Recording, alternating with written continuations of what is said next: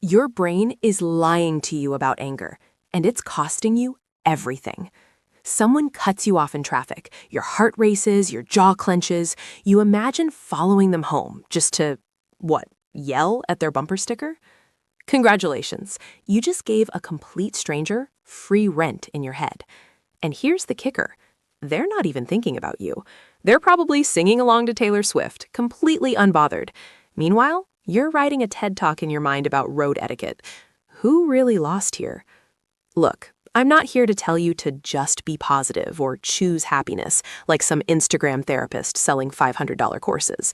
I'm here to show you the actual psychology behind why you're so easy to trigger, and more importantly, how to rewire that broken alarm system in your skull. Because right now, you're basically walking around with a car alarm that goes off when a leaf touches it. Let's fix that. Part 1. Your brain is a paranoid bodyguard. Your amygdala, that almond-shaped drama queen in your brain, was designed 200,000 years ago when getting rejected from the tribe meant becoming saber-toothed tiger lunch. So yeah, it makes sense that your ancestors freaked out over social threats. But here's the problem. Your brain can't tell the difference between the tribe abandoned me to die and Karen from accounting didn't laugh at my joke. Both trigger the same fight-or-flight response. Your body floods with cortisol, your pupils dilate, your muscles tense. All because Karen has a bad sense of humor. And get this, studies show your body releases the same stress hormones from a perceived insult as it does from actual physical danger. Your immune system literally weakens, your digestion shuts down, and your brain burns through energy like you're running from a predator.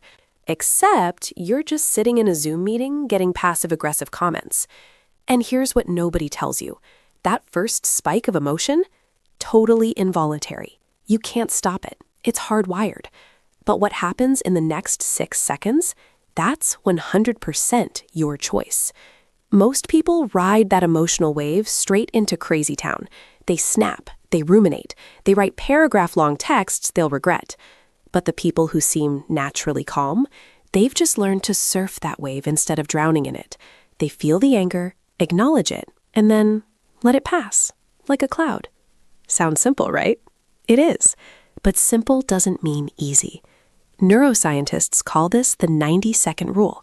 Any emotion, if you don't feed it with thoughts, will naturally peak and fade within 90 seconds. That's it. A minute and a half between you and freedom.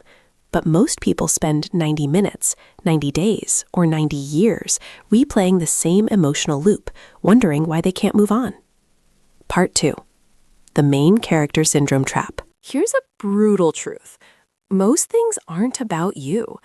That person who didn't text back, maybe their phone died. Maybe they're dealing with a family crisis. Maybe they're just bad at texting. But your brain, it immediately writes a Netflix drama. They hate me. I said something wrong. They're talking about me right now. Stop. You're not the main character in everyone's story. You're barely a side quest NPC in most people's lives. And that's actually liberating. Because if it's not about you, you don't have to carry it. Research shows that people think about you 60% less than you think they do. That awkward thing you said 3 years ago that keeps you up at night, they forgot it 3 minutes later. You're literally torturing yourself over a memory that only exists in your head. Psychologists call this personalization bias, the tendency to assume external events are directly related to you. It's why you think everyone's staring at that stain on your shirt, when in reality, they're worried about their own stains.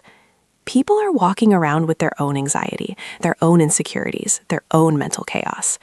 When someone's rude to you, 90% of the time it's overflow from their own life. You just happen to be standing there. So why are you absorbing their emotional pollution? You wouldn't drink someone's backwash. Stop drinking their bad energy.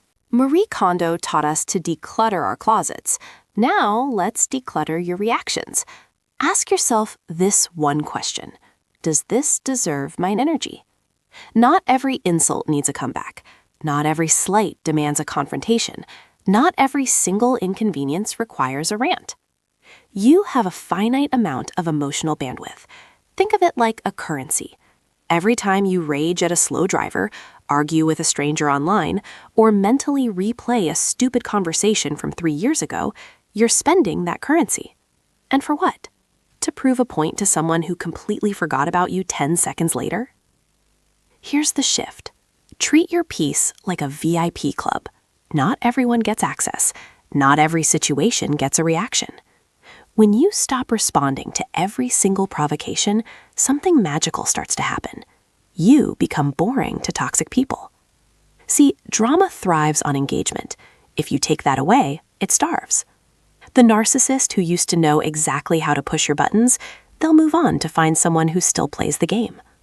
The energy vampire who fed off your frustration, they'll have to find a new supply. And you will finally have space to breathe.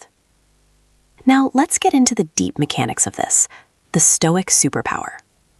Marcus Aurelius, the Roman emperor and part-time philosopher, put it perfectly. You have power over your mind, not outside events. Realize this, and you will find strength. The simple translation is this: you can't control what other people do, but you absolutely can control whether it ruins your day. This isn't about suppressing what you feel. It's about not being enslaved by it. Feel the anger, notice it, even name it. Oh, there's anger. Interesting. Then ask the most important question. What would the strongest version of me do right now? Spoiler alert, it's probably not sending that passive-aggressive email. This brings us to training. Mental toughness isn't a personality trait some people are born with. It's a skill.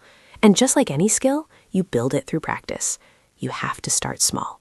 Let someone get in front of you in line without letting out a big sigh. Read a dumb comment online and resist the urge to reply.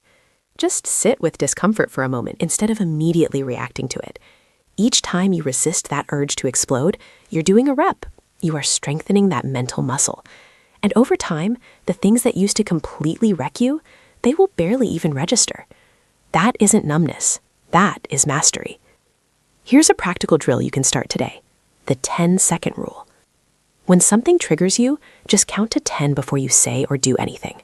In those 10 seconds, your prefrontal cortex, the rational thinking part of your brain, comes back online. The amygdala, your little panic button, loses its grip.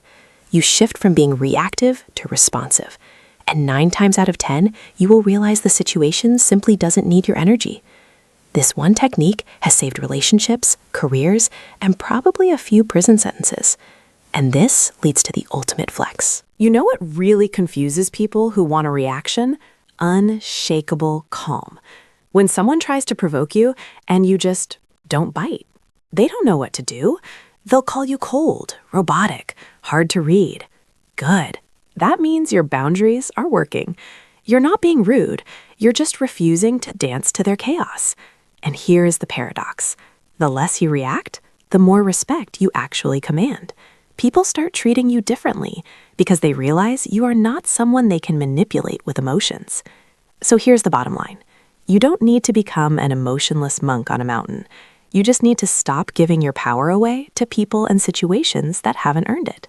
Your peace is sacred, your energy is limited, and your mental real estate is far too valuable to let random people squat there rent-free.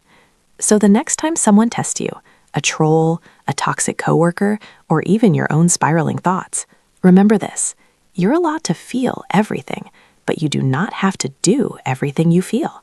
Pause, breathe, protect your peace, and watch how quickly you become mentally untouchable. Now go reclaim your power.